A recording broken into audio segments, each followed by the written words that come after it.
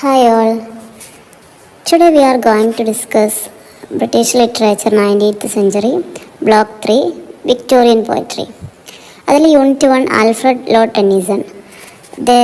ഇദ്ദേഹത്തിൻ്റെ കുറച്ച് പോയംസ് കാര്യങ്ങളൊക്കെയാണ് ഈ യൂണിറ്റിൽ നമ്മൾ ഡിസ്കസ് ചെയ്യാൻ പോകുന്നത്.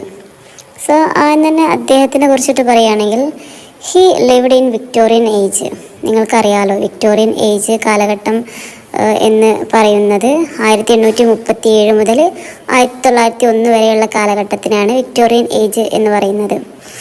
അദ്ദേഹം 1809 ജനിച്ചു. 1892 മരണപ്പെട്ട ഒരു മഹത്തായിട്ടുള്ള ഒരു പോയറ്റ്, ഒരു റൈറ്റർ തന്നെയായിരുന്നു ആ കാലത്തുണ്ടായിരുന്നത്. അതിന് ഉദാഹരണമാണ് അദ്ദേഹം become A poet laureate of England in 1815. 1850 poet laureate of England എന്ന ഒരു സ്ഥാനം അദ്ദേഹം കരസ്ഥമാക്കി. അദ്ദേഹം ആ സ്ഥാനം കരസ്ഥമാക്കിയത് വേർഡ്സ്വർത്തിന് ശേഷമാണ്. അതുപോലെ തന്നെ he held this position 14 years in history. ചരിത്രത്തിൽ തന്നെ 40 വർഷമാണ് ഈ ഒരു സ്ഥാനം, ഈ ഒരു പൊസിഷൻ അദ്ദേഹം നിലനിർത്തിയത്. അപ്പം നിങ്ങൾക്ക് ആലോചിച്ചാൽ തന്നെ അറിയായിരിക്കും അദ്ദേഹം എത്രത്തോളം ഇമ്പോർട്ടൻ്റ് ആയിട്ടുള്ള ഒരു റൈറ്റർ ആയിരുന്നു അന്നത്തെ കാലത്ത് എന്നുള്ളതിന്. അതുപോലെ തന്നെ Tennyson lived during Victorian age. പറഞ്ഞല്ലോ, when queen Victoria rule Britain. Queen Victoria rule ചെയ്തിരുന്ന ആ സമയത്താണ് നമ്മുടെ ടെന്നീസൺ ജീവിച്ചിരുന്നത്. അതുപോലെ തന്നെ അദ്ദേഹത്തിൻ്റെ പോയട്രി നമുക്ക് കാണാൻ പറ്റുന്ന ചില ക്യാരക്ടറിസ്റ്റിക്സ് ഉണ്ട്. അഥവാ അതിൽ നമുക്ക് ഒരു റൊമാൻറ്റിക് ഇൻഫ്ലുവൻസ് നമുക്ക് കാണാൻ പറ്റും. അതുപോലെ ലവ് നേച്ചറായിട്ടുള്ള ഒരു റിലേഷൻ നമുക്ക് കാണാൻ പറ്റും. അതുപോലെ ഒരുപാട് ഇമാജിനേഷൻസ് അദ്ദേഹത്തിൻ്റെ പോയട്രിയിൽ കാണാൻ പറ്റും. അതുപോലെ ലിറിക് ബ്യൂട്ടി നമുക്ക് അദ്ദേഹത്തിൻ്റെ പോയട്രിയിൽ കാണാം. അതുപോലെ വിക്ടോറിയൻ കൺസേൺസ് ഉണ്ട്, അഥവാ struggles between science and religion. അതുപോലെ doubt and faith. Victorian age ആ ഒരു കാലഘട്ടത്തിൽ ഒരു ഡൗട്ട്, അതിൻ്റെയൊക്കെ ഒരു കാലഘട്ടം. അഥവാ മരണമാണോ നല്ലത് അതോ ഈ ജീവിതം തന്നെയാണോ നല്ലത് എന്നൊക്കെയുള്ള പല ഡൗട്ടുകളും പല വിക്ടോറിയൻ പോയറ്റുടെ വർക്കിലൂടെ നമുക്ക് കാണാൻ പറ്റും. നമുക്ക് അദ്ദേഹത്തിൻ്റെ ഒരു മ്യൂസിക്കൽ ക്വാളിറ്റി നോക്കുകയാണെങ്കിൽ his verse is admired for rhythm and melody. Rhythm മെലഡിക്കൊക്കെ അഡ്മയർഡ് ആയിട്ടുള്ള ഒരു പോയട്രി ആയിരിക്കും അധികം അദ്ദേഹത്തിൻ്റെ പോയട്രി നമുക്ക് കാണാൻ പറ്റുന്നത്. അതുപോലെ അദ്ദേഹം തീമായിട്ട് എടുക്കൽ ഡെത്ത്, അതുപോലെ തന്നെ immortality, heroism, love, patriotism, then human destiny സംഭവങ്ങളൊക്കെയാണ് അദ്ദേഹം അധികം അദ്ദേഹത്തിൻ്റെ തീമായിട്ട് നമുക്ക് അദ്ദേഹത്തിൻ്റെ പോയട്രിയിൽ കാണാൻ പറ്റുന്നത്. Queen Victoria also admired his poetry for it is depth of feeling and comfort. അതുകൊണ്ടൊക്കെ തന്നെ ഈ ക്വീന് ഇവരുടെ ഒരു പോയട്രിക്ക് ഒരു അഡ്മയർഡ് ആയിരുന്നു എന്ന് നമുക്ക് കാണാൻ പറ്റും. ദെൻ നമുക്കിനി പഠിക്കാനുള്ള അദ്ദേഹത്തിൻ്റെ first poem the lotus eaters എന്ന് പറഞ്ഞിട്ടുള്ള പോയാണ്. ലോട്ടസ് ഈറ്റേഴ്സ് എന്നിട്ടുള്ള ഈ പോയത്തിനെ കുറിച്ചിട്ട് കൂടുതലായിട്ട് പറയുകയാണെങ്കിൽ ഇത് പബ്ലിഷ്ഡ് ഇൻ 1832. 1832 പബ്ലിഷ് ചെയ്തത്. Based on an episode from Homer's Odyssey. ഹോമറിൻ്റെ ഒഡീസിയിലുള്ള ഒരു എപ്പിസോഡിൻ്റെ ബേസ് ചെയ്തിട്ടാണ് ഈ ഒരു ലോട്ടസ് ഈറ്റേഴ്സ് എന്ന് പറഞ്ഞിട്ടുള്ള ഈ ഒരു പോയം പബ്ലിഷ് ചെയ്യുന്നത്. നമുക്കറിയാം ഇല്യാഡിനെ കുറിച്ചിട്ട്, ഹോമറിൻ്റെ ഇല്യാഡിനെ കുറിച്ചിട്ട് എല്ലാവർക്കും അറിയാം. ഒരു എപ്പിക് പോയം ആയിരുന്നു. ട്രോജൻ വാറിനെ കുറിച്ചിട്ട് പറയുന്ന ഒരു പോയമായിരുന്നു. അതിൽ പറയുന്നത് ഗ്രീക്കിലെ രാജാവായിട്ടുള്ള മെനലസിൻ്റെ വൈഫായിരുന്ന ഹെലൻ ഓഫ് സ്പാർട്ട എന്ന് പറയുന്ന അതിസുന്ദരിയായിട്ടുള്ള ഒരു പെൺകുട്ടിയെ തട്ടിക്കൊണ്ടുപോയ ട്രോയിലെ രാജകുമാരനായിട്ടുള്ള പാരീസ് എന്ന് പറഞ്ഞിട്ടുള്ള ആ ഒരു സ്റ്റോറിയാണ് ഇല്യാഡിൽ നമുക്ക് കാണാൻ പറ്റുന്നത്. അതിനുശേഷം ട്രോയ് എന്നുള്ള ആ നഗരത്തിലുള്ള ആളുകളും ഗ്രീക്കുകാരും തമ്മിൽ നടന്നിട്ടുള്ള 10 വർഷത്തോളം നീണ്ടു നിന്ന യുദ്ധം നമുക്ക് കാണാൻ പറ്റും. അതിനുശേഷം യുദ്ധത്തിന് ശേഷം അവർ ഹെലൻ ഓഫ് സ്പാർട്ടയും കൂട്ടി തിരിച്ച് ഗ്രീക്കിലേക്ക് തന്നെ പോരുമ്പം അതിലുള്ള ഒരു ക്യാരക്ടറായിട്ടുള്ള ഒഡീസി എന്ന് പറഞ്ഞിട്ടുള്ള ഒരു ക്യാരക്ടർ, അദ്ദേഹത്തിൻ്റെ ഷിപ്പും ഒരു അയർലാൻഡിലേക്ക് അവരുടെ ഷിപ്പ് അടുപ്പിക്കുന്നു. അതിനുശേഷം ഉണ്ടാവുന്ന അവർക്ക് വന്ന മാറ്റങ്ങൾ, അവിടെയുള്ള സംഭവങ്ങളൊക്കെ കാര്യങ്ങളായിട്ടുള്ള ഒരു ചെറിയൊരു പോയം ആണ് ദ ലോട്ടസ് ഈറ്റേഴ്സ് എന്ന് പറയുന്നിട്ടുള്ള ഈ ഒരു poem.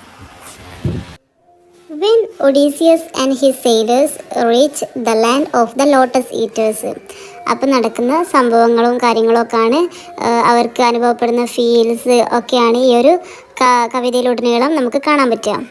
Whoever eats the lotus fruit or lotus plant, he lost the memory of home.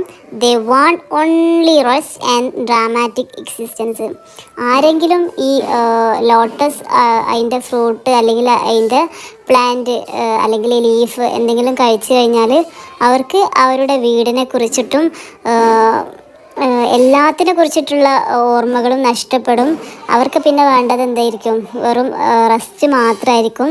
അങ്ങനെയുള്ളൊരു ലൈഫിലേക്ക് പതിയെ അവർ നീങ്ങും എന്നാണ് ഫസ്റ്റ് ലൈനിലൊക്കെ സൂചിപ്പിക്കുന്നത്. Tennyson uses this myth to explore temptation of escape and the struggle between duty and desire. ഇവിടെ Tennyson പറയുന്നത് എന്താണെന്ന് വെച്ചാൽ, അഥവാ മനുഷ്യന്മാർ എപ്പോഴും അവർക്ക് എപ്പോഴും ഡ്യൂട്ടിയാണ്, അവർക്ക് എപ്പോഴും ഭയങ്കര സ്ട്രഗിൾ ചെയ്തുകൊണ്ടിരിക്കുന്ന ആളുകളാണ് ഈ മനുഷ്യന്മാർ. അപ്പം അവർക്കൊരു റെസ്റ്റ് വേണം. അപ്പോൾ ആ റെസ്റ്റിനെയും അതുപോലെ അവരുടെ ഡ്യൂട്ടി ആയിട്ടുള്ള സ്ട്രഗിൾസിനെയും ഒക്കെ ഒരു കമ്പാരിസൺ ചെയ്ത് കണ്ട് അവർക്ക് ഒരു റെസ്റ്റ് ആവശ്യമാണ് എന്നുള്ള രീതിയിലാണ് ഇവിടെ ഒരു മിത്തായിട്ടാണ് അദ്ദേഹത്തിൻ്റെ ഈ കവിതയിൽ എക്സ്പ്ലോർ ചെയ്യണത്. അതുപോലെ കവിത തുടങ്ങുമ്പോൾ തന്നെ നമുക്ക് കാണാൻ പറ്റുന്നത് ഒഡീസിയസും അദ്ദേഹത്തിൻ്റെ ആളുകളും ആ ലാൻഡ്, സ്ട്രെയിഞ്ചായിട്ടുള്ള ആ ലാൻഡിൽ അവർ ഇറങ്ങുകയാണ്. അങ്ങനെ ഇത് കവി ഒരു നല്ല ഒരു മനോഹരമായിട്ടുള്ള വരികളിലൂടെയാണ് ഇതൊരു ഇമേജറി, അത് ഡ്രീമി ഇമേജറി ആയിട്ട് നമുക്ക് കാണിച്ചു തരുന്നത്. അഥവാ streams seems half asleep, music floating in the air and the sailors feel surround by the world time moves slowly. അഥവാ അവിടെ അവർക്ക് എത്തിയപ്പോൾ ഫീൽ ചെയ്യുന്നത് എന്താണെന്ന് ചോദിച്ചാൽ, സമയം പതുക്കെ മാത്രം പോകുന്ന ഏതോ ഒരു ലാൻഡിലെത്തിയ പോലെയാണ് അവർക്ക് ഫീൽ ചെയ്തത്. അഥവാ അവിടെ എത്തിയപ്പോഴേക്കും ഒരു പോസിറ്റീവ് എനർജി, അഥവാ ഫുള്ള് ഒരു ഒന്നും അല്ലാത്ത ഒരു വെറും നമ്മളൊരു ഫ്രീ ആയിട്ട് ഉള്ള ഒരു മനുഷ്യന്മാരെ പോലെ അവർക്ക് തന്നെ ഫീൽ ചെയ്യാണ്. അപ്പം ഈ ലോട്ടസ് അവിടുത്തെ ആളുകളൊക്കെ ഇങ്ങനെയാണ് എന്നുള്ളതാണ് പറയുന്നത്. പിന്നെ ലോട്ടസ് പ്ലാന്റിനെ കുറിച്ചിട്ട് പറയുന്നുണ്ട്. The islanders offer the lotus fruit. അവർക്ക് എന്താണ്, അയർലാൻഡർ നിങ്ങൾക്ക് ഞങ്ങൾ ലോട്ടസിൻ്റെ ഫ്രൂട്ട് തരാം അല്ലെങ്കിൽ ലോട്ടസിൻ്റെ പ്ലാന്റ് കഴിക്കാൻ തരാം എന്ന് പറയുന്നു. Once eaten the sailors are filled with a sense of dreamy forgetfulness. അഥവാ ആരെങ്കിലും ഒരാൾ ഇത് കഴിച്ചു കഴിഞ്ഞാൽ ഒരു ഫുള്ളും എല്ലാ സ്ട്രഗിൾസുകളും എല്ലാ ബുദ്ധിമുട്ടുകളും പ്രയാസങ്ങളും ഒക്കെ അവർ മറന്ന് ഒരു വേറൊരു ഡ്രീമി ആയിട്ടുള്ള ഒരു ലോകത്തേക്ക് അവരെത്തും എന്നുള്ളതാണ് അവിടെ നമുക്ക് കാണാൻ പറ്റുന്നത്. They lose all desire to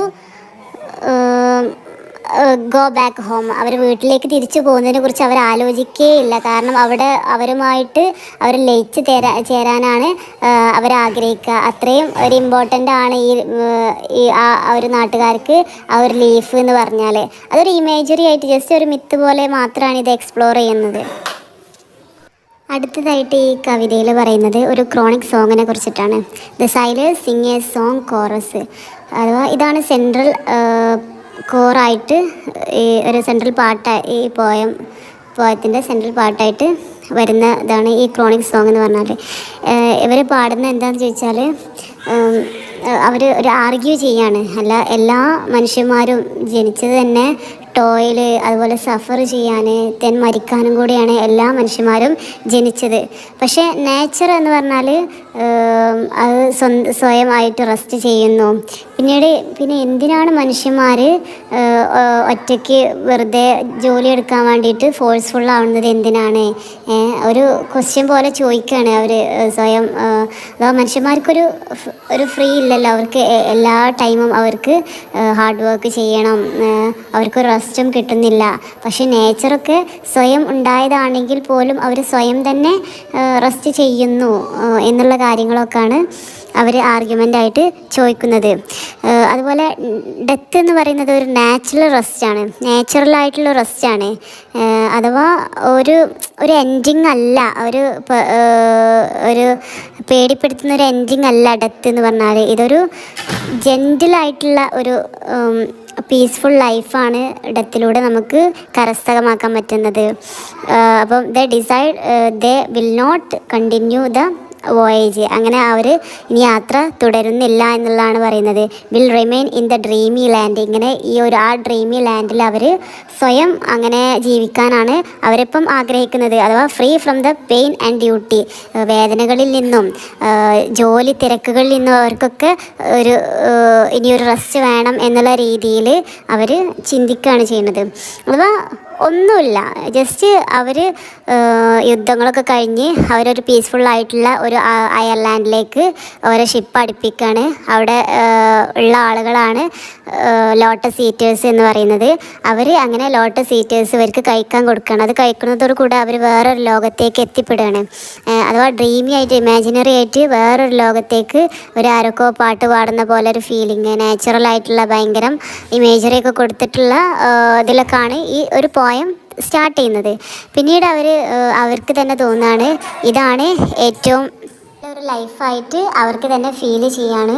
ഇനി ഇവിടെ മതി, ഇനി നാട്ടിലേക്ക് തിരിച്ചു പോയിട്ട് ഒരു സ്ട്രെസ്സിന് അല്ലെങ്കിൽ സ്വയം ജോലി ചെയ്ത് ഉള്ള ജീവിതകാലം മുഴുവൻ നശിപ്പിക്കാൻ വയ്യ എന്നുള്ള ഒരു ഫീല് അവർക്ക് തന്നെ വരികയാണ്. അപ്പം സ്വയം ഇനി ഇവിടുന്ന് തന്നെ മരണപ്പെട്ടു പോയാലും അതും ഒരു പീസ്ഫുള്ളായിട്ടുള്ള ഒരു എൻഡായിരിക്കും, അല്ലാതെ ഒരിക്കലും അതൊരു പേടിപ്പെടുത്തുന്ന ഒരു അനുഭവമായിരിക്കില്ല.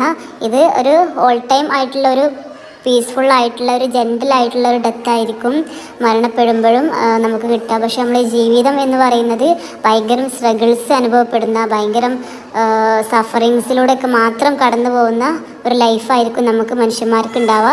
എന്തുകൊണ്ട് പ്രകൃതി സ്വയം റെസ്റ്റ് എടുക്കുന്നു, അതുപോലെ മനുഷ്യന്മാർക്ക് എന്തുകൊണ്ട് സ്വയം റെസ്റ്റ് എടുത്തുകൂടാ എന്നൊക്കെയുള്ള അന്നത്തെ കാലത്തെ ചിന്തകൾ. ഞാൻ പറഞ്ഞല്ലോ, അന്ന് ഒരു വിക്ടോറിയൻ ഡൗട്ടിൻ്റെ ടൈമാണ്. ജീവിതമാണോ നല്ലത്, മരണമാണോ നല്ലത് എന്നുള്ള പല ഡൗട്ടുകളും നിലനിന്നിരുന്ന ആ ഒരു സമയത്താണ് ഇദ്ദേഹത്തിൻ്റെ വർക്കും വരുന്നത്. സ്വാഭാവികമായിട്ടും ഇദ്ദേഹത്തിൻ്റെ വർക്കിലും അത് തന്നെ പ്രതിപാദിച്ച് കാണുന്നതായിട്ട് നമ്മുടെ ശ്രദ്ധയിൽ വിട്ടിട്ടുണ്ട്. അങ്ങനെ ഇത്രയൊക്കെ കാര്യമായിട്ട് ഇതിൻ്റെയൊക്കെ ഒരു തീം കാര്യങ്ങളൊക്കെ ആയിട്ട് വരുന്നത്. ഇനി തീമായിട്ട് സെപ്പറേറ്റ് വരുന്ന എന്താണെന്ന് ചോദിച്ചാൽ ഈ എസ്കേപ്പിനെ കുറിച്ചിട്ട്, അതുപോലെ ഡ്യൂട്ടിനെ കുറിച്ചിട്ട് പറയുന്നുണ്ട്. അഥവാ നമ്മുടെ പ്രയാസങ്ങളിൽ നിന്ന്, ബുദ്ധിമുട്ടുകളിൽ നിന്നുള്ളൊരു എസ്കേപ്പ് ആണ് അവരവിടെ ചെയ്യുന്നത്.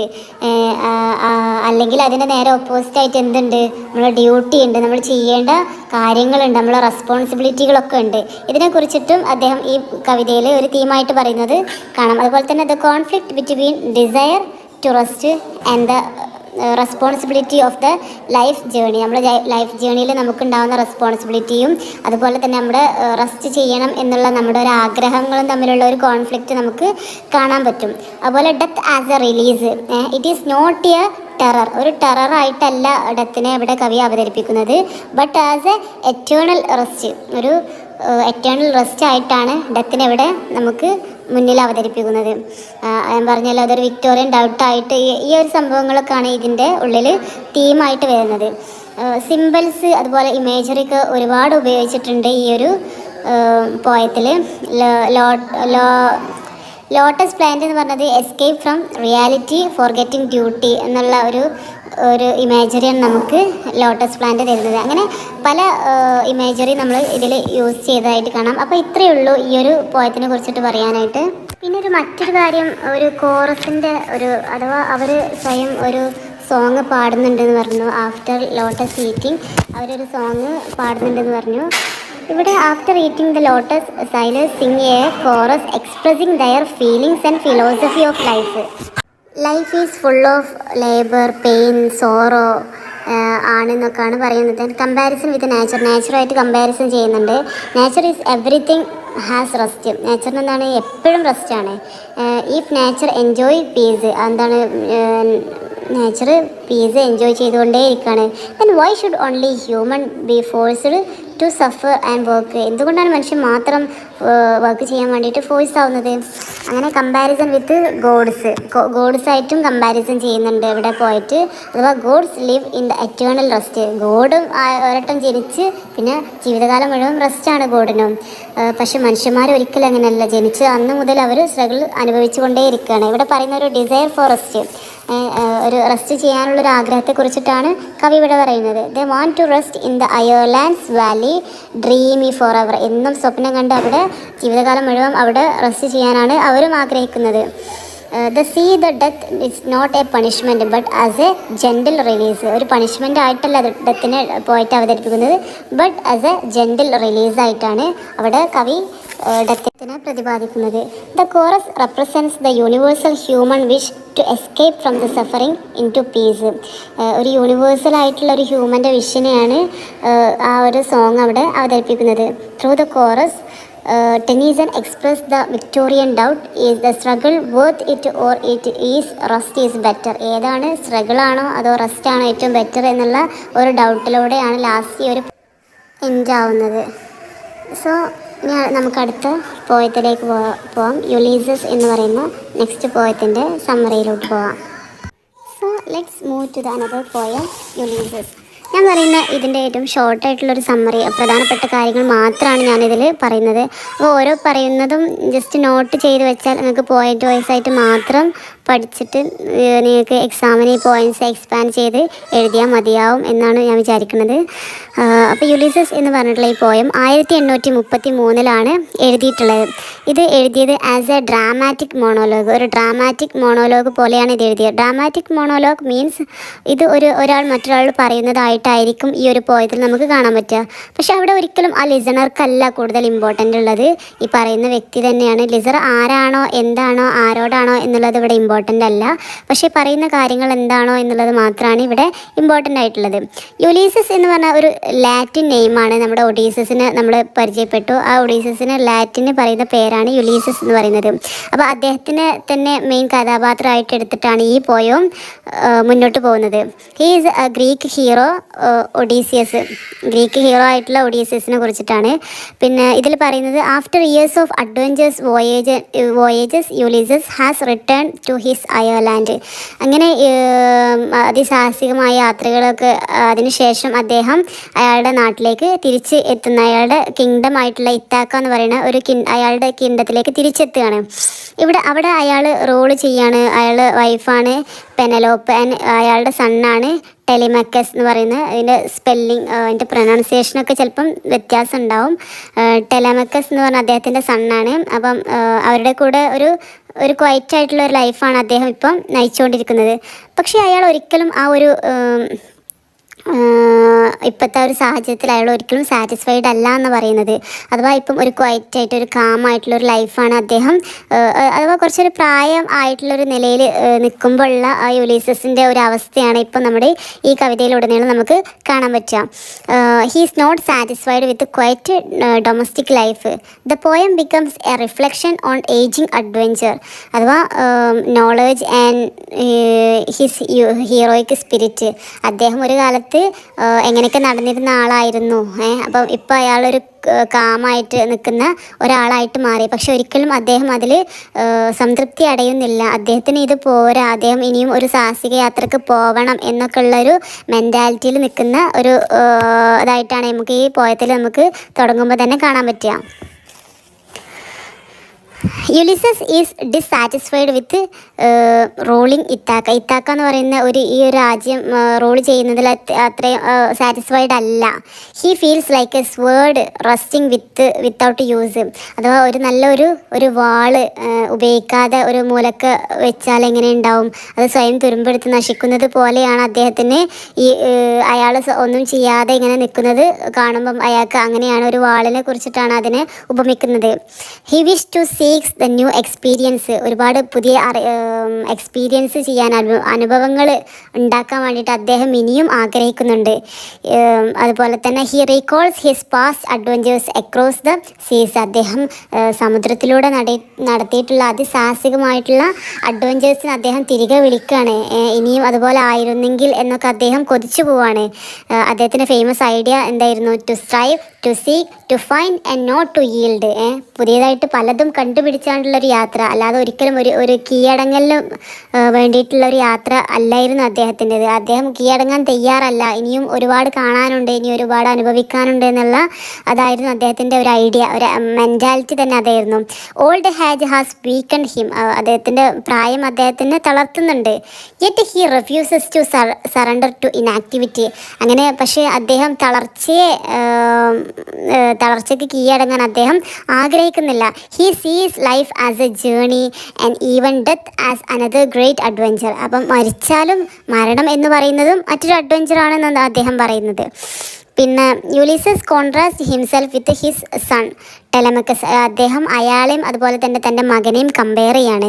അയാളെ വെച്ച് നോക്കുമ്പോൾ മകന് ഭയങ്കര പേഷ്യൻ്റ് ആയിട്ടുള്ള ആളാണ്, ഭയങ്കര ഡ്യൂട്ടി ആയിട്ടുള്ള ആളാണ്, and fit to rule Ithaca ഇനി റോള് ചെയ്യാൻ ഏറ്റവും നല്ലത് തന്നേക്കാൾ തൻ്റെ മകൻ തന്നെയാണ് ഏറ്റവും നല്ലത്. അദ്ദേഹം ഭയങ്കര കാമായിട്ടുള്ള നല്ല ഒരു പേഷ്യൻ്റ് ആയിട്ടുള്ള ഒരാളാണ് അദ്ദേഹം എന്ന് പറയുന്നുണ്ട്.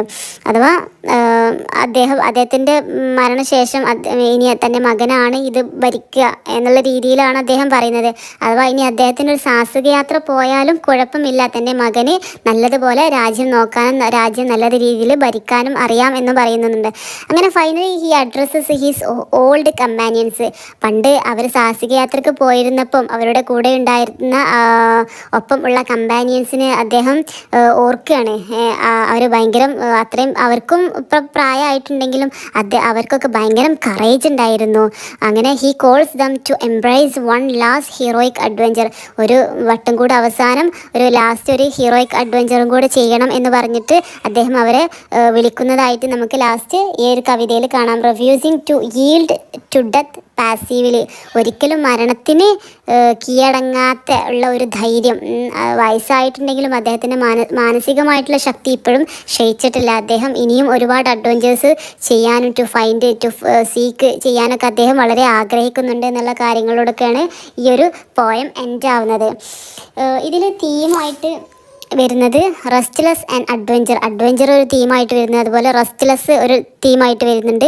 ഓൾഡ് ഏജ് ആൻഡ് ഡെത്തിന്, ഓൾഡ് ഏജ് പ്രായമാകുമ്പോൾ മനുഷ്യന്മാർ മരണത്തിന് കാത്തിരിക്കും, പക്ഷേ ഒരിക്കലും മരണത്തിന് കീഴടങ്ങാൻ തയ്യാറല്ല. മരണമാണെങ്കിൽ പോലും അത് ആസ്വദിച്ച് മരിക്കാവൂ എന്ന പോയിന്റിലേക്ക് കവി ലാസ്റ്റ് എത്തിപ്പെടുകയാണ് ചെയ്യുന്നത്. അതുപോലെ ഡ്യൂട്ടി വിസസ് ഡിസയറിനെ കുറിച്ചിട്ട് പറയുന്നുണ്ട്, ഹീറോയിക് ഐഡിയലിനെ കുറിച്ചിട്ടൊക്കെയാണ് പറയുന്നത്. അതുപോലെ പോയറ്റിക് ടെക്നിക്സ് നോക്കുകയാണെങ്കിൽ ഡ്രാമാറ്റിക് മോണോലോഗാണ്, അതുപോലെ ബ്ലാങ്ക് വേഴ്സ് അഥവാ റിട്ടൺ ഇൻ അൺറൈംഡ് അയാംബിക് പെൻഡാമീറ്ററിലാണ്, റൈം ഇല്ലാത്ത അയാംബിക് പെൻഡാമീറ്ററിലാണ് ഈ ഒരു സോങ് രചിച്ചത്. ഫ്ലെക്സിബിളാണ്, നേച്ചുറലാണ്, ഡിഗ്നിഫൈഡും ആണ് ഈ ഒരു അതൊക്കെയാണ് പോയറ്റിക് ടെക്നിക്കായിട്ട് കവി യൂസ് ചെയ്തത്. അപ്പോൾ ഇത്രയേ ഉള്ളൂ ഈ ഒരു പോയത്തിൻ്റെ സമ്മറി. ഇതിനെക്കുറിച്ച് എന്ത് ചോദിച്ചാലും ഇതിൻ്റെ തീം മനസ്സിലാക്കിയേക്കുക. അതിനെക്കുറിച്ചിട്ട് നിങ്ങൾക്ക് എന്താണോ കഴിയുക അത് നിങ്ങളുടെ ഭാഷയിലാക്കി എഴുതിയാലും നിങ്ങൾക്ക് നല്ല മാർക്ക് സ്കോർ ചെയ്യാൻ പറ്റും കേട്ടോ.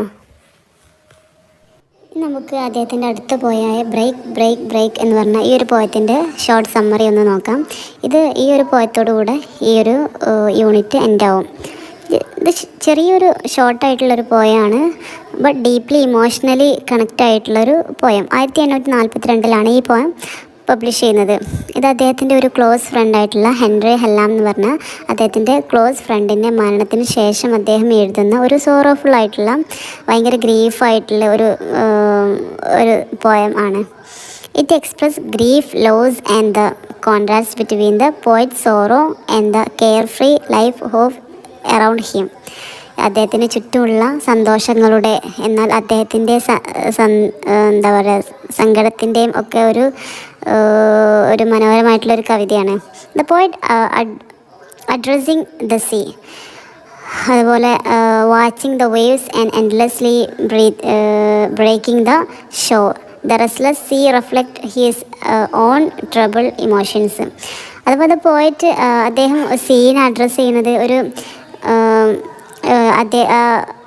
സീയുടെ ഒരു റെസ്റ്റ്ലെസ് ആയിട്ടുള്ള ഒരു വേവ്സ്, എൻഡ്ലെസ് ആയിട്ടുള്ള വേവ്സ് എപ്പോഴും ഷോറിനെ വന്ന് കണ്ട് ബ്രേക്ക് ചെയ്തുകൊണ്ടേയിരിക്കുന്നു. അത് അദ്ദേഹത്തിൻ്റെ ആ ഒരു സോറോ, ഒരു ട്രബിളിനെയാണ് ഇവിടെ സൂചിപ്പിക്കുന്നത്.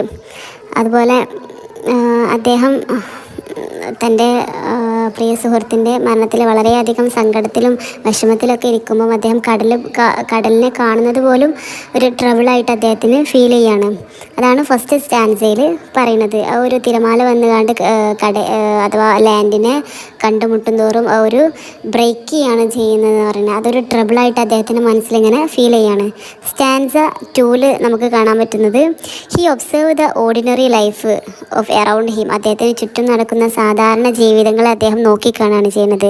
അഥവാ ഫിഷർമാൻ്റെ മക്കളൊക്കെ അവരുടെ മുറ്റത്ത് നിന്നാണ്ട് ഉറക്കെ പാടി കളിക്കുന്നുണ്ട്, സോങ് പാടുന്നുണ്ട്. പിന്നെ എല്ലാവരും സാധാ ഒരു നോർമൽ ലൈഫാണ് ജീവിക്കുന്നത്. പക്ഷേ അദ്ദേഹത്തിന് മാത്രം ഒരു സങ്കടം ഉള്ള ഒരു ലൈഫാണ് ഇപ്പം ഉള്ളത് എന്നൊക്കെയുള്ള രീതിയിലാണ് ഈ ഒരു പോയത്തിൻ്റെ ഈ ഒരു ഭാഗം പോണത്. സൈലേഴ്സിൻ്റെ മക്കളാണെങ്കിലും ഒക്കെ പാട്ട് പാടി അവർ ഹാപ്പി ആയിട്ട് അവരുടെ ജീവിതം മുന്നോട്ട് കൊണ്ടുപോവാണ്. അവരുടെ സന്തോഷങ്ങളെ അദ്ദേഹത്തിൻ്റെ സങ്കടങ്ങളുമായിട്ട് കോൺട്രാസ്റ്റ് ചെയ്യാണ് ഇവിടെ ചെയ്യുന്നത് poet. The poet sees the natural beauty. അദ്ദേഹം നാച്ചുറൽ ആയിട്ടുള്ള ബ്യൂട്ടിയെ കാണാണ്. Life goes on smoothly and purposefully for others. എല്ലാവർക്കും നല്ല സ്മൂത്തായിട്ട് നല്ല ഒരു ലക്ഷ്യബോധത്തോടു കൂടിയാണ് എല്ലാവരുടെ ലൈഫ് മുന്നോട്ട് പോകുന്നത്.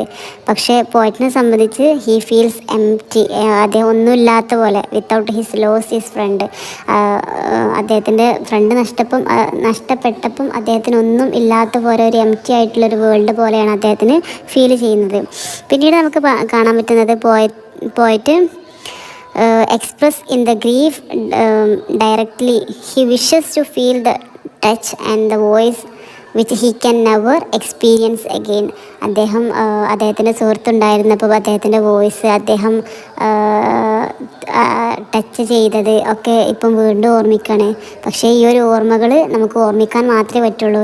ഇനി അദ്ദേഹത്തിനെ ഒന്ന് ടച്ച് ചെയ്യാനോ അദ്ദേഹത്തിൻ്റെ ആ ശബ്ദം ഇനി ഒന്ന് കേൾക്കാനോ ഒരിക്കലും അദ്ദേഹത്തിന് കഴിയില്ല എന്നുള്ള കാര്യങ്ങൾ പറയുന്നുണ്ട്. അതുപോലെ the waves will go on breaking forever. എന്നും വേവ്സ് എന്നാണ്, ജീവിതകാലം മുഴുവൻ വേവ്സ് ബ്രേക്ക് ചെയ്തുകൊണ്ടേയിരിക്കും ലാൻഡിനെ. But his personal loss is eternal. അതുപോലെ തന്നെ അദ്ദേഹത്തിൻ്റെ നഷ്ടം എന്താണ്, എറ്റേണൽ ആണെന്നാണ് പറയുന്നത്. അതും ഒരിക്കലും നികത്താൻ പറ്റാത്ത നഷ്ടമാണ്. ഈ ലോകം അവസാനിക്കുന്നത് വരെ കടലെപ്പോഴും കരയിനെ വന്നുകൊണ്ട് ബ്രേക്ക് ചെയ്തുകൊണ്ടേയിരിക്കും. അതുപോലെ തന്നെ അദ്ദേഹത്തിൻ്റെ മരണം വരെ, അദ്ദേഹത്തിൻ്റെ ഫ്രണ്ട് നഷ്ടപ്പെട്ടത് അദ്ദേഹത്തിനും ഒരു തിരിച്ചു കിട്ടാത്ത ഒരു വേദന തന്നെയാണ് എന്നാണ് പറയുന്നത്. The past Joy will never return. കഴിഞ്ഞു പോയ സന്തോഷങ്ങളൊന്നും ഒരിക്കലും തിരിച്ചു വരുന്നില്ല എന്ന യാഥാർത്ഥ്യം അദ്ദേഹം ഇവിടെ വിവരിച്ച് കാട്ടുന്നുണ്ട്. ഇത്രയേ ഉള്ളൂ ശരിക്കും ഈ ഒരു പോയം. അദ്ദേഹത്തിൻ്റെ ആ സോറോ, ആ ലോൺലിനെസ്, അദ്ദേഹം ഒറ്റക്കായപ്പോഴുള്ള ഫീൽ, അദ്ദേഹത്തിന് ആരും ഇല്ലാത്തൊരു ഫീലിംഗ് ഒക്കെയാണ് ഈ പോയത്തിൽ അദ്ദേഹം എടുത്തു കാട്ടുക. എല്ലാവർക്കും സന്തോഷമുണ്ട്, എന്നാൽ തനിക്ക് മാത്രം ഇങ്ങനെ എന്നൊക്കെ ഉള്ള ഒരു ചിന്ത ആ പോയറ്റിൻ്റെ മനസ്സിൽ വന്നിട്ടുള്ള ഒരു കാര്യങ്ങളൊക്കെയാണ് ഇതിൽ പറയുന്നത്. ഇതിന് തീമായിട്ട് വരുന്നത് ഗ്രീഫ് ആൻഡ് ലോസ്, നഷ്ടങ്ങളെ കുറിച്ചിട്ട് പറയുന്നുണ്ട്. Contrast between life and death, ജീവിതത്തിനെയും മരണത്തിനെയും കുറിച്ചിട്ട് പറയുന്നുണ്ട്. അതുപോലെ nature as a mirror of emotion. അഥവാ നമുക്കൊരു എന്തെങ്കിലും സങ്കടങ്ങളോ എന്തെങ്കിലും ബുദ്ധിമുട്ടുകളൊക്കെ ഉണ്ടാകുമ്പം നമ്മുടെ അതേ ഇത് നമുക്ക് നമ്മളെ നേച്ചറിലും കാണാൻ പറ്റും. അപ്പോൾ നമുക്ക് സീ വന്ന് കടലിനെ തൊടുമ്പോഴുള്ള ആ ബ്രേക്കിങ് ജീവിതകാലം മുഴുവൻ ഉണ്ടാകുന്ന പോലെ നമ്മുടെ മനസ്സിലും ആ ട്രബിൾ ജീവിതകാലം മുഴുവൻ ഉണ്ടാവും എന്നുള്ള രീതിയിൽ ആ ഒരു ഇത് പറയുന്നുണ്ട്. പിന്നെ ഇൻവിറ്റബിലിറ്റി ഓഫ് ഡെത്തിനെ കുറിച്ചിട്ട് പറയുന്നുണ്ട്. പിന്നെ ഇതിൻ്റെ ഈ ഒരു സോങ്ങിൻ്റെ ട്യൂൺ എന്ന് പറഞ്ഞാൽ ഭയങ്കര മേൺഫുൾ ആയിട്ടുള്ള, റിഫ്ലക്റ്റീവ് ആയിട്ടുള്ള, റിസൈൻഡ് ആയിട്ടുള്ള ഒരു ട്യൂണാണ്. അതുപോലെ ഇതിൻ്റെ ഒരു മൂഡ് സാഡ് മൂഡായിട്ടുള്ള ഒരു സോങ്ങാണ്. അതുപോലെ മെലൻകോളിക് ആയിട്ടുള്ള ഒരു സോങ്ങാണ്. അതുപോലെ ലാസ്റ്റ് പോയിട്ട് പറഞ്ഞു വെക്കുന്നത്, nature and life go on but human loss is irreparable. നേച്ചറൊക്കെ എന്നും അതുപോലെ നിലനിൽക്കുമെങ്കിലും മനുഷ്യന് വന്ന നഷ്ടം ഒരിക്കലും നികത്താനാവാത്ത നഷ്ടമാണെന്ന് പറഞ്ഞിട്ടാണ് ഈ ഒരു പോയറ്റ് എൻഡ് ചെയ്യുന്നത്. ഇതോടുകൂടെ ഈ ഒരു ഈ ഒരു യൂണിറ്റ് കംപ്ലീറ്റ് ആവുകയാണ്. ഇനി നെക്സ്റ്റ് യൂണിറ്റായിട്ട് അടുത്ത വീഡിയോയിൽ കാണാം. എന്തെങ്കിലും ബുദ്ധിമുട്ടോ പ്രയാസങ്ങളോ മനസ്സിലാക്കാൻ എന്തെങ്കിലും പ്രശ്നങ്ങളോ ഉണ്ടാവുകയാണെങ്കിൽ കമൻ്റായിട്ട് ബുദ്ധിമുട്ട് രേഖപ്പെടുത്തിയാൽ നമുക്ക് അടുത്ത വീഡിയോയിൽ നമുക്ക് റെഡിയാക്കി എടുക്കാം. അപ്പോൾ അടുത്ത വീഡിയോയിൽ കാണാം. എല്ലാവരും സബ്സ്ക്രൈബ് ചെയ്യാത്തവരെന്തായാലും സബ്സ്ക്രൈബ് ചെയ്യാൻ നമ്മൾ സപ്പോർട്ട് ചെയ്താലേ നമുക്ക് ഇനിയും പുതിയ പാഠങ്ങൾ പുതിയ വീഡിയോസൊക്കെ നമുക്ക് അപ്ലോഡ് ചെയ്യാൻ പറ്റുള്ളൂ. എല്ലാവരുടെയും സപ്പോർട്ട് തീർച്ചയായിട്ടും പ്രതീക്ഷിക്കുന്നുണ്ട്. എല്ലാവരും സപ്പോർട്ട് ചെയ്യുക നമ്മളെ. Okay, by.